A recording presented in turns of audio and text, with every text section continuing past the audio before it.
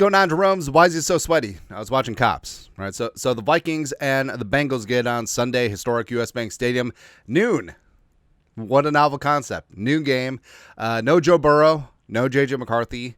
So yeah, Carson Wentz versus Jake Browning, as everyone expected. Right? But first injury report is out. Also, the Chiron Sin Min injury report.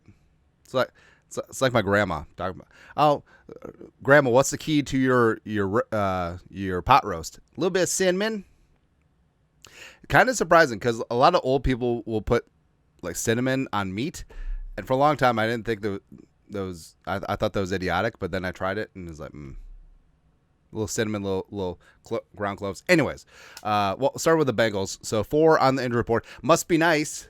Vikings injury report looks like a CBS receipt, but the only DNP was rookie edge rusher Shamar Stewart. He banged up his ankle in the game against Jacksonville. So some of the monitor because remember Shamar Stewart was one had the weird contract dispute with Cincinnati for a long time. Not Trey Hendrickson. What is the deal with the Bengals and contract disputes? Anyways, but he DNP'd, something that's worth monitoring the last of the week. CTB, Cam Taylor-Britt, limited with a hamstring. Logan Wilson, solid linebacker, ankle limited. Dylan Fairchild. So remember, Fairchild was the other interior offensive lineman on that really good Georgia offensive line with Wilson, with Ratledge. It doesn't matter. But for the Vikings, all right, so Aaron Jones on injured reserve does not need to be listed on the injury report, but he's down with a hamstring. Then you had 3 DNP, center Ryan Kelly as well as Justin School still in the concussion protocol. The beat writers noted they did not see them out in the field in any capacity. That's part of the process of returning from a concussion, moderate stuff, not on the practice field, not in sunlight, etc. But McCarthy, since he's not on injured reserve, is still listed on the injury report. DNP with the ankle. Yeah. I love the conspiracy theory. Jabroni is like, oh, this is just a benching. They're just using it as an excuse. Nice boot. Just really selling the fake ankle injury. Right. A couple limited.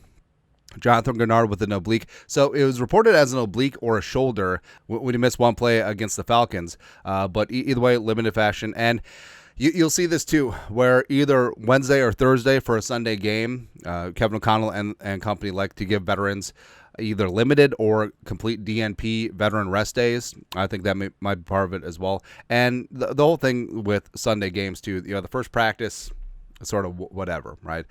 It gets a little bit meatier on Thursday and certainly on Friday. But, Grenard, he'll be fine. Donovan Jackson limited with a wrist. Theo Jackson, all the Jacksons were limited. Donovan Jackson with a wrist, Theo Jackson with a hip. Austin Keys popped up late on their injury report last week. He's limited with a groin. Josh Oliver, who DNP'd a couple days last week with an ankle, ended up playing, of course, on Sunday night. Harrison Smith, his road to recovery, still listed as limited. We'll see if he ramps up in any fashion, and we'll see if he makes his season debut Sunday against the Bengals. AVG. Fantastic news. So he listed as limited, did have a red no-contact jersey on at practice today, but it's one of the first steps of getting back. Jeff Okudah also listed as full. He did not have a red no-contact jersey on. Seems to be a shade ahead of AVG in the concussion recovery. He was actually limited last Friday. Last practice of the week ahead of Sunday's game. So it's good to see, and hopefully they progress, and hopefully they'll be both back on the field with Harrison Smith on Sunday for the Bengals because we need it. We need it. And also, Christian Darrisaw, full participant with his knee injury. Ideally, he's progressing, but I guess we never know. We take it day by day, right? Also, don't be shocked if Darrisaw is a DNP on Thursday. It seems to be the Vikings' MO as Darrisaw is returning from his knee injury, either having practice in full on a Wednesday or the day before, and then shut it down for a day and then return in some fashion. So, they're stanzaing out his participation and also monitoring how the knee recovers, because it's not just performance. Like how does the performance impact recovery? How does it look afterwards? So it's all important, right? But ideally, Darrisaw returns because my God, we need along the offensive line, and hopefully Ryan Kelly is going to be good to go as well. I think Kelly's history of concussions definitely could muddy the waters a little bit, but and obviously brain health is paramount, but we'll see what happens in that regard. Carson Wentz, full participant. Good to see. Anyways, that's it.